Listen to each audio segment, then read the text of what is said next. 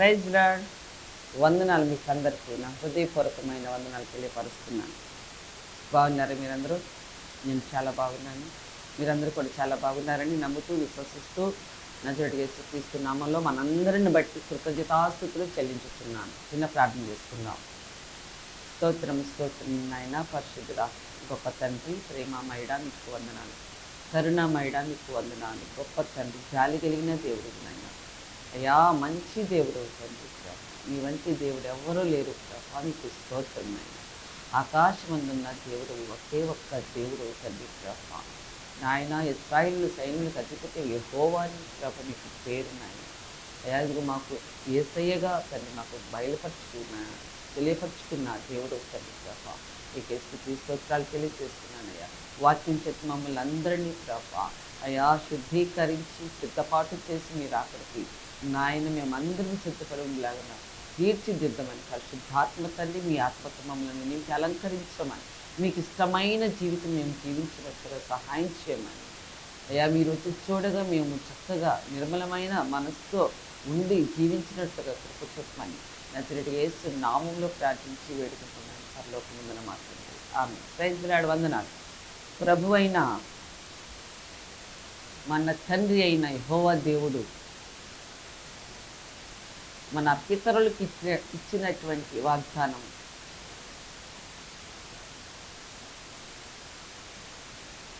ఆది కాండం నుంచి మన యేసుక్రీస్తు ప్రభు గురించి మనకిస్తాడు అని వాగ్దానం చేశాడు. ఆ వాగ్దానాలని ఇదిగో ఈ కాలానికి నెరవేర్చాడు. క్రొత్త నిబంధన కాలంలోనికి మనకి క్రీస్తు శకంలో నెరవేర్చబడింది. క్రీస్తుతోనే మనకి క్రీస్తు శకం, క్రీస్తుకు పూర్వం నిర్మించబడటం జరిగింది. ఇది వాగ్దానం చేసిన దేవుడు, నిన్ను ఆశీర్వదిస్తాను, నీ శత్రువుల నుండి నేను నిన్ను తప్పిస్తాను, నీ శత్రువులతో నేను యుద్ధం చేస్తాను, నువ్వు భయపడవద్దు అని అబ్రహాం గారితో వాగ్దానాలు చేసుకుంటూ వచ్చాడు. అవన్నీ కూడా వన్ బై వన్ జనరేషన్ తర్వాత జనరేషన్ తర్వాత జనరేషన్ అబ్రహాం గారికి చేసిన నిబంధన వాగ్దానములు నెరవేర్చుకుంటూ వస్తూనే ఉన్నారు. చివరి గడియల్లోనికి వచ్చేసాం. ఆ వాగ్దానాలు పరిపూర్ణమై పరలోకానికి వెళ్ళేటప్పటికి సంపూర్ణం చేసేస్తాడు వాగ్దానాలు. దావీదు గారితో నా నామము ఘనత కొరకు నువ్వు నాకు ఒక మందిరమును కట్టించవా అని ఇశ్రాయేల్ ప్రజల్ని అడుగుతూ వచ్చారు. దావీదు గారు కూడా యెహోవా నామమున బలపరచటానికి, ఘనపరచటానికి ఒక చర్చిని, ఒక దేవాలయాన్ని కట్టాలని ఉద్దేశించాడు, ఆలోచించాడు. ఎవరు? దావీదు గారు. అంతకుముందు దేవుని ఆలయం లేదు, ప్రత్యక్షపు గుడారాలే ఉండేవి, కానీ ఒక చర్చి అంటూ లేదు ప్రభు అయిన యెహోవా దేవుని ఆరాధించడానికి ఇశ్రాయేల్ ప్రజలకి. నా పితరుల దేవుడు అబ్రహాము, ఇస్సాకు, యాకోబుల దేవుడు, ఆ దేవుడికి నామంనికి ఘనత రావటానికి నేను ఒక చర్చిని కట్టాలి, ఒక దేవాలయాన్ని కట్టాలి యెరూషలేములో అని దావీదు మహారాజు గారు తలంచాడు, ఉద్దేశించాడు. అయితే ఆ ఉద్దేశించిన ఆ ఉద్దేశాన్ని, ఆ తలంపుని ప్రభు అయిన యెహోవా దేవుడు చూశాడు, తన ఆలోచనని గ్రహించాడు. మన అంతరంగంలో ఏమనుకుంటామో అవన్నీ కూడా ప్రభుకి తెలుసు. ప్రభు అయిన యెహోవా దేవుడు ఆత్మస్వరూపుడు గనుక మన అంతరంగంలో ఆత్మ పురుషుడు అనే పరిశుద్ధాత్మ దేవుడు జీవవాయువు ఉంటాడు. ఆ జీవవాయువు అనే మాట ఎక్కడ మనము చదువుకుంటాము? ఆది కాండంలో చదువుకుంటాం. ఆదామును మట్టి నుంచి బొమ్మగా చేసి ఆ బొమ్మలో ప్రభు ఏం చేశారు? జీవవాయువుని, తన ఆత్మను ఊదాడు. ఊదితే జీవాత్మ అయ్యాడు. అక్కడ కనపడుతుంది జీవాత్మ, జీవవాయువు. దావీదు మహారాజు గారు మన పితరులైన దేవుడైన యెహోవా దేవుడికి ఘనత, ఆయన నామానికి ఘనత రావటానికి నేను ఒక దేవాలయాన్ని మన దేశంలో మనకి కట్టాలి. మనమందరం, మన ఇశ్రాయేల్ ప్రజలు మనమందరం ఒక చోట చేరి యెహోవా నామాన్ని మనము ఘనపరచాలి, ఆరాధించాలి, బలులు ఇవ్వాలి, అర్పణలు ఇవ్వాలి అనంటే ఏ మందిరము లేదు, ఏ చర్చి లేదు అని, ఏ దేవాలయము లేదు అని ఆయన తలంచుతాడు. ఎలాగైనా యెహోవా దేవుడికి ఒక చర్చిని, ఒక దేవాలయాన్ని నేను నిర్మించాలి, కట్టాలి అనుకున్నటువంటి తన అంతరంగములో తలంచినటువంటి తన ఉద్దేశాన్ని ప్రభువైన యెహోవా దేవుడు ఎరిగి ఉన్నాడు. తన తలంపులు రాక మునిపే నా గురించి దావీదు ఇలా అనుకుంటాడు, నన్ను ఘనపరచటానికి దావీదు ఒక చర్చిని కట్టాలి అని అనుకుంటాడు అని ఆయన ఊహించక మునిపే, తలంచక మునిపే ప్రభువైన యెహోవా దేవుడు తన తలంపులను, నా తలంపులను, మీ తలంపులను ఎరిగినవాడు. అక్కడ దావీదు గారి యొక్క తలంపులను ఎరిగినవాడు, మన హృదయంతరంగములను ఎరిగినవాడు. మన మాట నోటంటే బయటకు రాక మునిపే మనం ఏ మాట పలుకుతున్నామనేది కూడా ప్రభు ఎరిగి ఉన్నాడు. ఆయన ఉద్దేశించిన ఉద్దేశము చాలా మంచిది. ఇక్కడ అంటున్నాడు 1వ రాజులు 8వ అధ్యాయము 17వ వచనము చదువుకుందామండి. ఇశ్రాయేలీయుల దేవుడైన యెహోవా నామ ఘనతకు ఒక మందిరమును కట్టించవలెనని నా తండ్రి అయిన దావీదునకు మనస్సు పుట్టగా. సొలొమోన్ మహారాజు చెప్తున్నాడండి, మనకి చెప్తున్నాడు. తన తండ్రి అయిన దావీదు గారు ప్రభువైన యెహోవా దేవుణ్ణి ఆరాధించటానికి, ఆయన నామాన్ని ఘనపరచటానికంట దావీదు గారు ఒక మందిరాన్ని కట్టాలని తలంచాడంట. మనసులో దావీదునకు ఒక కట్టించవలనని నా తండ్రి అయిన దావీదునకు మనస్సు పుట్టగా. అప్పుడు యెహోవా నా తండ్రి అయిన దావీదుతో సెలవిచ్చినది ఏమనగా, దావీదు గారికి ప్రభువైన యెహోవా దేవుడికి సంబంధించినవి సొలొమోను మహారాజు చెప్తున్నాడు మనకి. ఈ 1వ రాజులకు దగ్గరకు వచ్చేసేటప్పటికి సొలొమోను మహారాజు గారు తన తండ్రి గురించి చెప్తూ వస్తాడు. తన తండ్రికి ప్రభువైన యెహోవా దేవుడికి జరిగిన విషయాలు మనకు ఇప్పుడు చెప్తున్నాడు.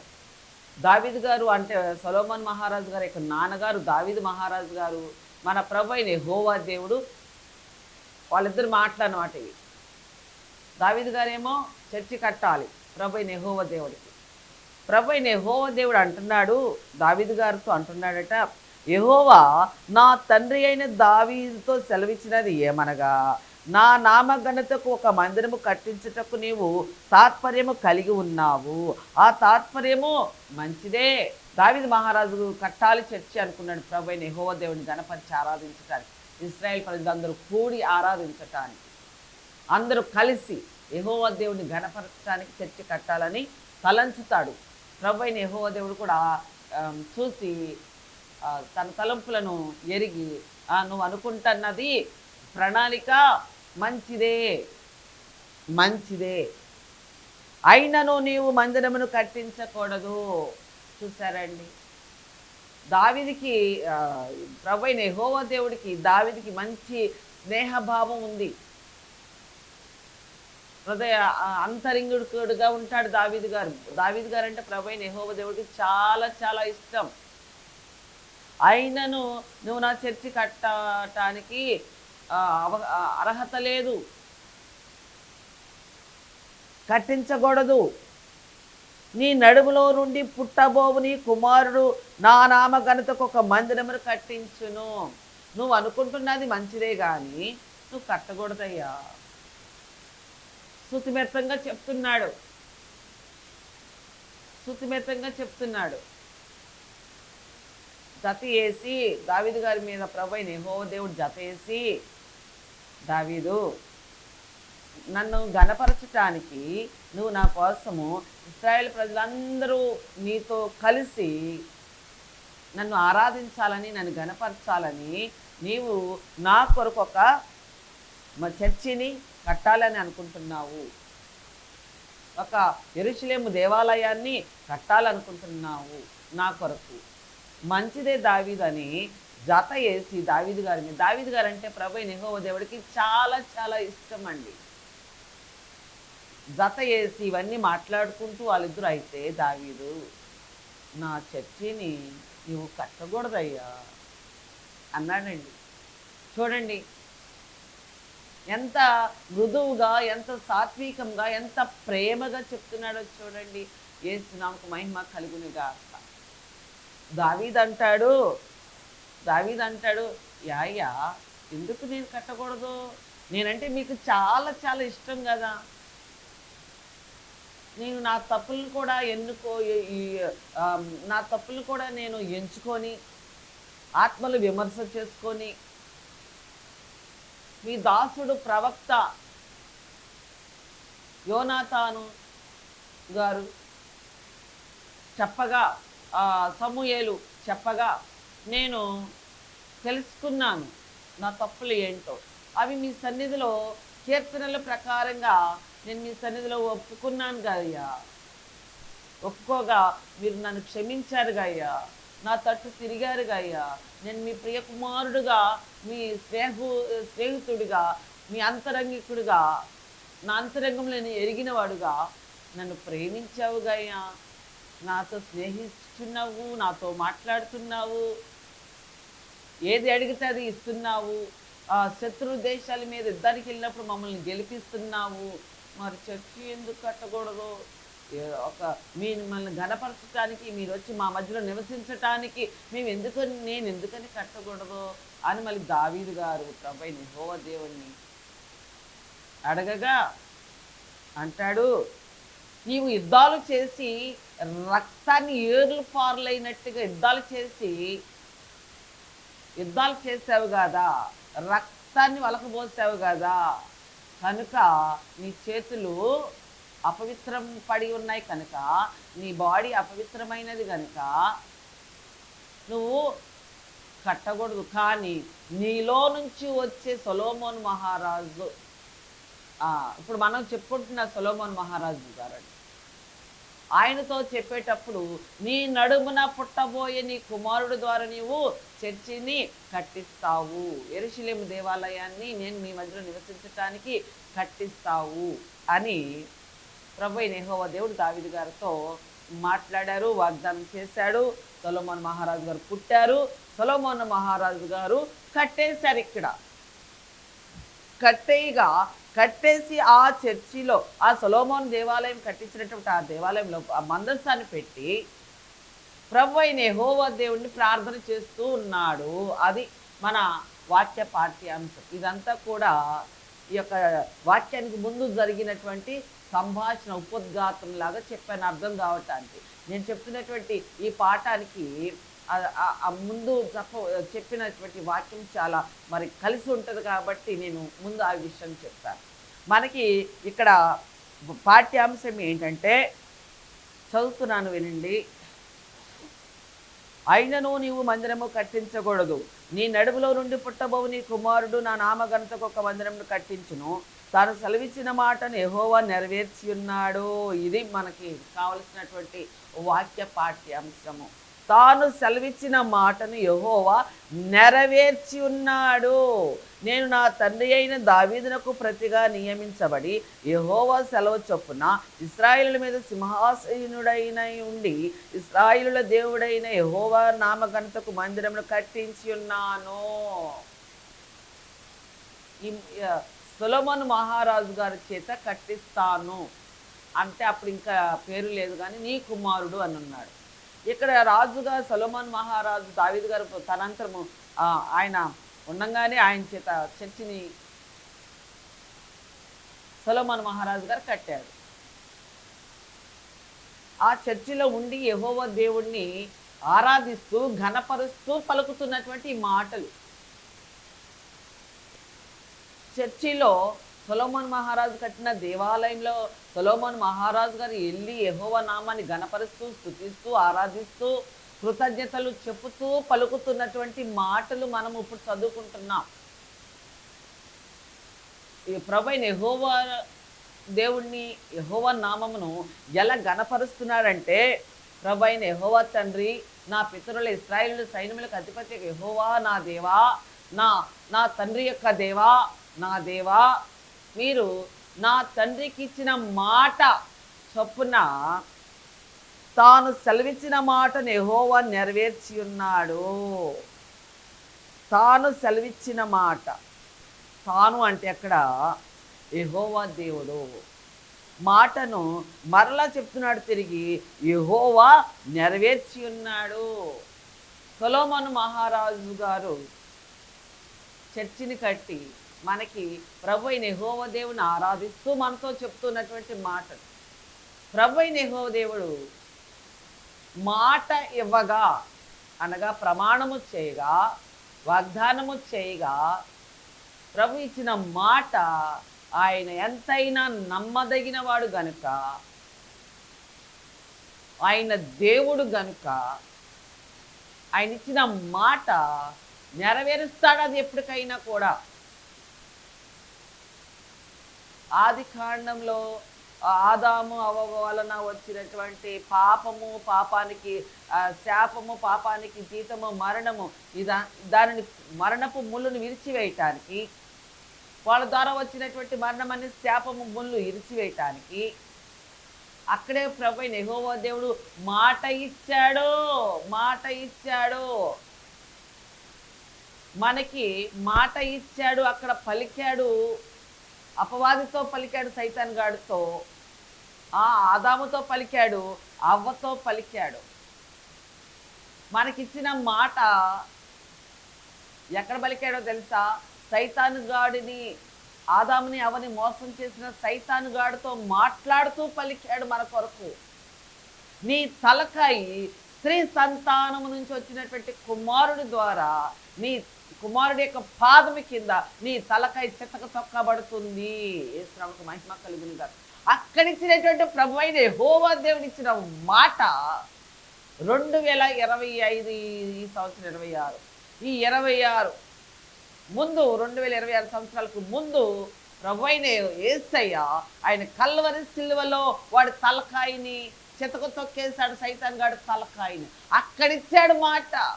మొదటి మానవుడి దగ్గర ఇచ్చినటువంటి మాట. మొదటి మానవుడి దగ్గర ఎవరున్నారు? ఆదాము, అవ్వ, ఆ సర్పం. వాళ్ళు ముగ్గురే ఉన్నారండి ఆ కాలంలో. వాళ్ళ ముగ్గురు మధ్యలో పలికాడు ప్రభు అయిన యెహోవా దేవుడు 4వ వ్యక్తిగా ఉండి. అక్కడిచ్చిన మాట మరి అన్ని సంవత్సరాలు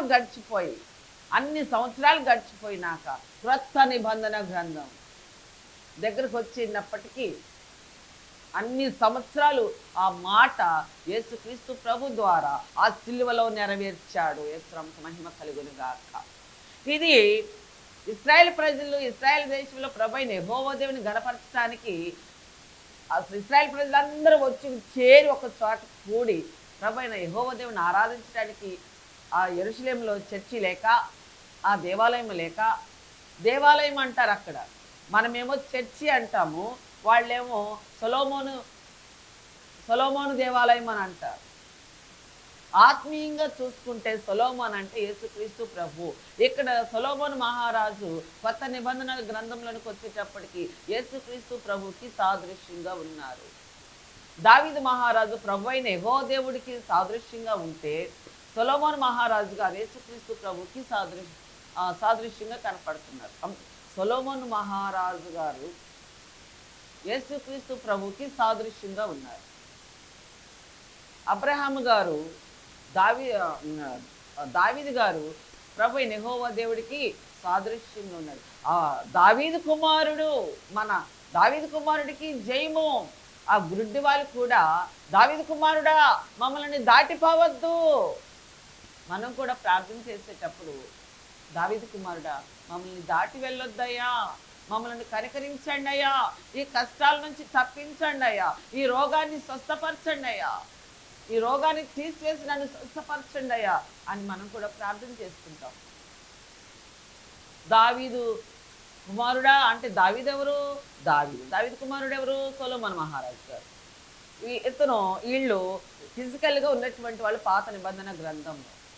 కొత్త నిబంధన గ్రంథంలోనికి వచ్చేటప్పటికి ఈ సొలొమోన్ మహారాజు గారు ఆయన యేసుక్రీస్తు ప్రభు అని అంటారు.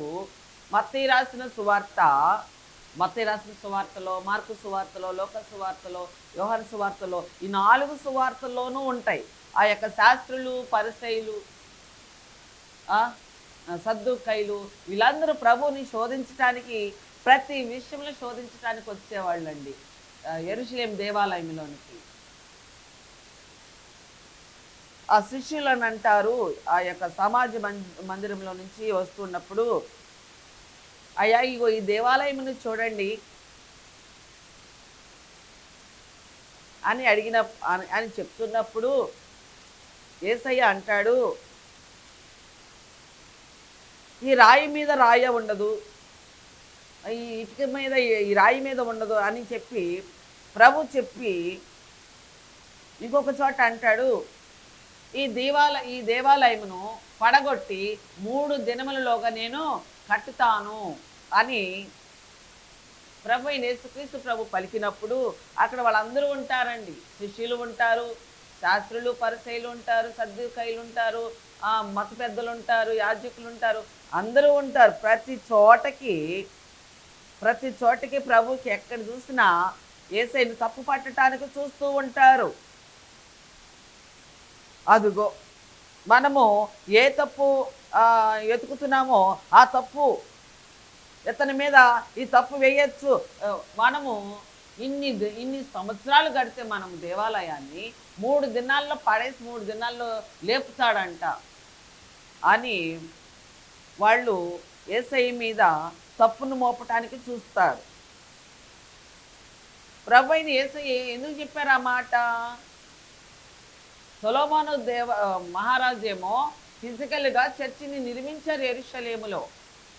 ఇక్కడ ఆత్మీయంగా కొత్త నిబంధన గ్రంథంలోకి వచ్చేటప్పటికి సొలొమోన్ మహారాజు గారు అని అంటే యేసుక్రీస్తు ప్రభువు, యెహోవా దేవుడు అనగా సాదృశ్యంగా దావీదు గారు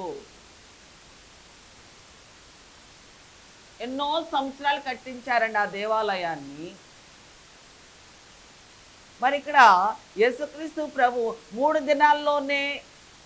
దినాలలోనే నేను మందిరాన్ని కట్టిస్తాను అన్నది ఆత్మానుసారమైన దేవాలయము.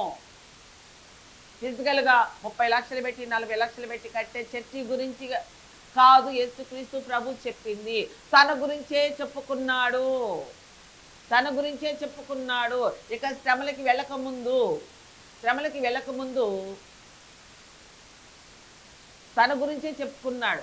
3 దినాల్లో మరలా నేను తిరిగి దేవాలయాన్ని కడతాను అని అన్నారు. ఇక వీళ్ళందరికీ మనము ఇన్ని సంవత్సరాలు కలిసి కట్టామే, ఇంత డబ్బులు పోసి ఇంత ఖర్చు పెట్టి శ్రామికులను పెట్టి టాపీ పన్నులను పెట్టి ఇన్ని సంవత్సరాలు కట్టామే, మనకి ఇన్ని సంవత్సరాలు పట్టింది, 3 దినాల్లో చర్చిని పడేసి చర్చిని కట్టేస్తాడంట.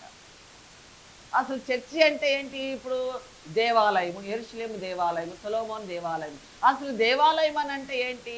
నీ దేహమైన ఆలయము అని అన్నాడు యేసుక్రీస్తు ప్రభు. ఆ దేహమును గురించే ప్రభు మాట్లాడుతున్నారు. తన దేహమును మన కోసము దేహము మీద శ్రమ పడ్డాడు. శరీరము దేహం అనగా శరీరము, ఆలయం అనగా శరీరములో ఉన్నటువంటి హృదయము, గుండె, ప్రాణాత్మ దేహములు క్రీస్తు నివసించే ఆలయము. 30 లక్షలు పెట్టే చర్చిలో కాదు ఉండేది, నీ గుండెల్లో నీ దేహములో ఉంటాడు క్రీస్తు ప్రభు. అందుకే చెప్పాడు, ఇది సొలొమోన్ మహారాజు అనగా కొత్త నిబంధనలో నజరేయుడు యేసుక్రీస్తు ప్రభువు తన గురించే చెప్పుకున్నాడు. తనే దేవాలయమై ఉన్నాడు. తన దేహం గురించే చెప్పుకున్నాడు. తన దేహమే దేవుని ఆలయముగా ఉన్నారు. ప్రభు అయిన యెహోవా నామము నిమిత్తం ఒక యాజక సమూహాన్ని తన రక్తము ద్వారా కొని ఆత్మీయమైన దేవాలయం అనంటే మీరు నేను అందరము కలిసే 3 దినాలుగా ప్రభు కట్టినటువంటి దేవాలయము.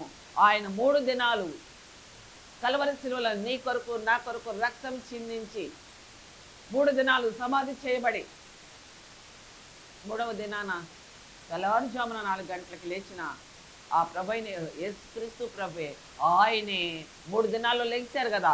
చెప్పారు కదా 4 సువార్తలో, నేను దేవాలయాన్ని పడగొట్టి 3 దినాల్లో కట్టేస్తాను. మరి ఇదే ప్రభు 3వ దినాన్ని తిరిగి లేచాడు. ఆయనే ఇప్పుడు దేవాలయముగా ఉన్నాడు యెరూషలేములో, అనగా పరలోకంలో.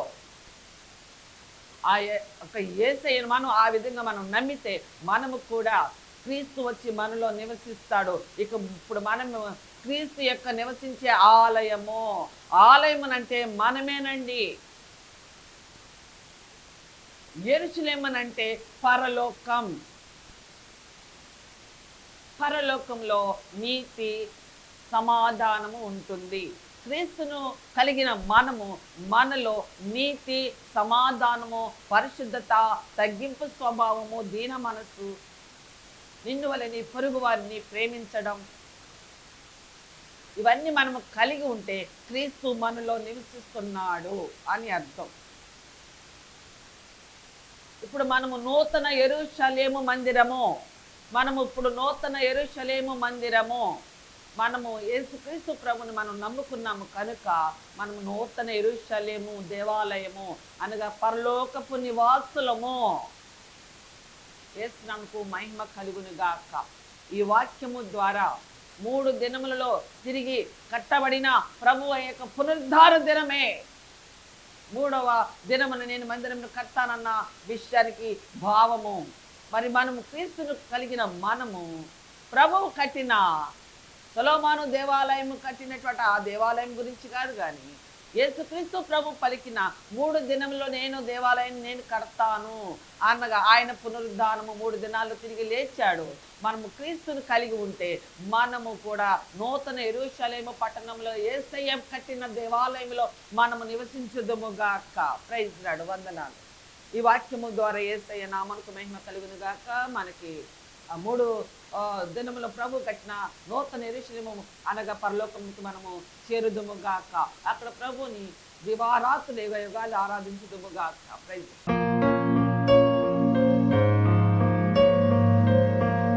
చిన్న ప్రార్థన చేసుకుందాం. స్తోత్రములు తండ్రి, పరిశుద్ధుడా, ప్రేమ స్వరూపుడా, మీకు వందనాలు తండ్రి. పాత నిబంధన గ్రంథంలో సొలొమోను మహారాజు గారు కట్టినటువంటి మొదటి దేవాలయమును బట్టి నాయన మీకు వందనాలు తెలియజేస్తున్నాను. కొత్త నిబంధన గ్రంథంలో మీరు నాయన 3 దినాల్లో మీరు ప్రభా మందిరాన్ని కడతాము అని మీ యొక్క పునరుద్ధానము మరణ పునరుద్ధానము దినముల గురించి మీరు మాట్లాడారని, మిమ్మల్ని మేము నా తండ్రి ప్రభ గాయకొని ఉండగా మేము మిమ్మల్ని అది నమ్మి ఉండగా మమ్మల్ని కూడా ప్రభ నూతన యెరూషలేము పట్టణం అనగా నూతన యెరూషలేము అనగా పరలోకంలోనికి మమ్మల్ని ప్రభ ఆయన మీరు మమ్మల్ని తీసుకుని వెళ్ళి యుగ యుగాలు మిమ్మల్ని స్తుతించి ఆరాధించే బాధ్యత మాకు అందరికీ దయచేయమని నజరేయుడైన యేసుక్రీస్తు నామములో ప్రార్థించి వేడుకుంటున్నాను. పరలోకమందున మా తండ్రి. ఆమేన్. Praise Lord. వందనాలు.